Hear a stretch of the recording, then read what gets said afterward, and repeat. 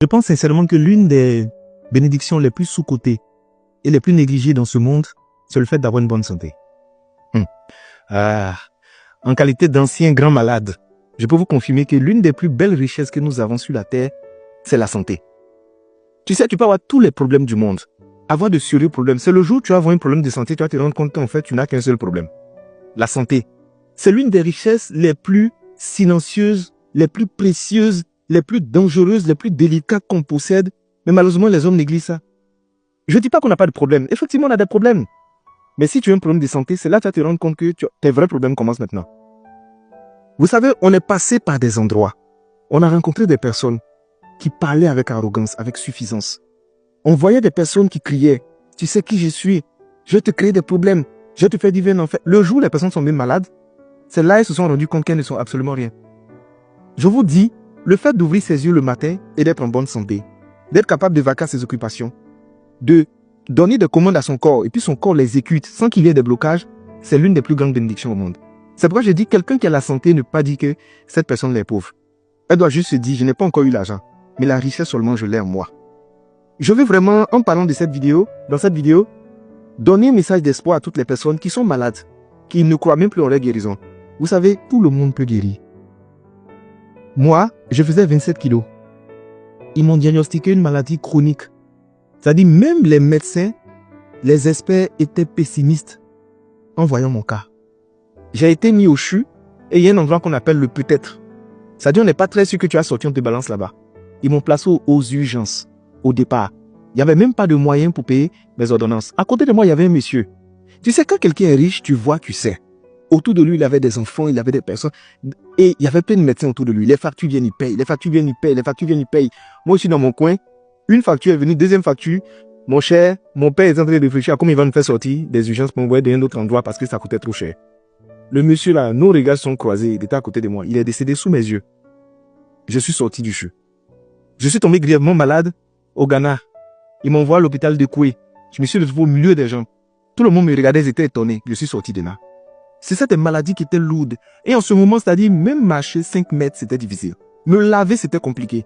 C'est en ce moment qu'en fait, l'humilité te gagne. Et puis toi, tu t'assois et puis tu dis, mais moi, mais c'est rien quand même. Hein. C'est notre caleçon qui est gros. Sinon, il n'y a rien dedans. Je vous assure. C'est pourquoi je vais dire aux personnes qui aujourd'hui ont une bonne santé, préservez votre santé au-delà de tout. Il y a des gens qui prennent toujours des risques dans leur alimentation, dans leur vie au quotidien.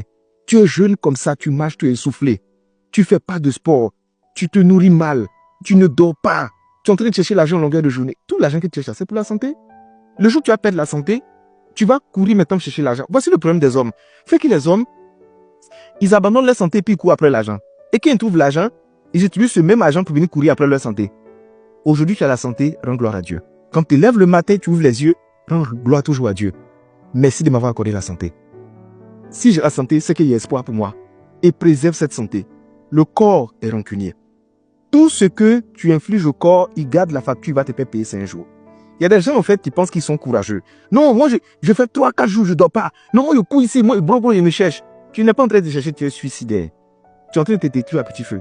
Il y a des moments, qu'est-ce que je fais? J'éteins mon téléphone, j'éteins mon ordinateur, je coupe tout, je me couche et je dors. Mes problèmes, mon cas, c'est de reposer un peu. Quand je vais me réveiller, je vais les récupérer. Mais si je dois me reposer, je me repose.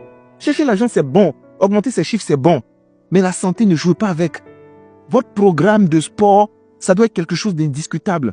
Chaque semaine, 2 ou 3 fois, vous devez faire du sport. Vous devez marcher. Du matin au soir, tu es assis dans la voiture. Tu manges gras, tu manges sucré, tu manges salé. Quand tu écrases même le cuve comme ça, là même là, tu souris comme ça, tu es content. Tu mélanges les alimentations qui sont bizarres. Il n'y a même pas de choses qui sont caloriques. Et plutôt, tout est calorique et tout est transformé. Fais attention à ta santé. Quand je vois des jeunes qui ont un physique qui est tellement repoussant, ça me fait mal. Parce que vous savez, il y a un niveau de négligence, c'est suicidaire. Et c'est méchant. Donc je vous dis aujourd'hui, la plus grande des bénédictions que nous avons sur la terre, la plus grande des richesses, c'est la santé. Préservons notre santé avant que le pire n'arrive. Pour l'instant, tu es en santé, tu es convaincu que rien ne peut t'arriver. Pourtant, ça se passe vite. Il y a des gens qui étaient agiles, qui couraient partout. Et puis, en une fraction de seconde, ils sont devenus dépendants des gens. Il ne peut même plus aller aux toilettes faire ses besoins seul. Il a besoin des gens. À mon tour, je me rappelle, on me prenait combien d'enfants? Combien de bébés? On m'envoie dans la douche. Ah, je m'assois par terre. L'homme n'est rien. L'homme n'est rien d'air. Je monte sur la balance 27 kilos.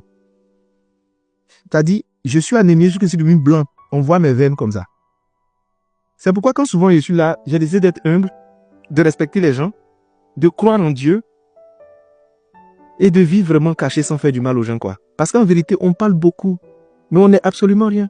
Si tu as la santé, tu es béni. Si tu n'as pas la santé, continue de prier Dieu et garde la foi. Inch'Allah, par la grâce de Dieu, tu vas recouvrir la santé.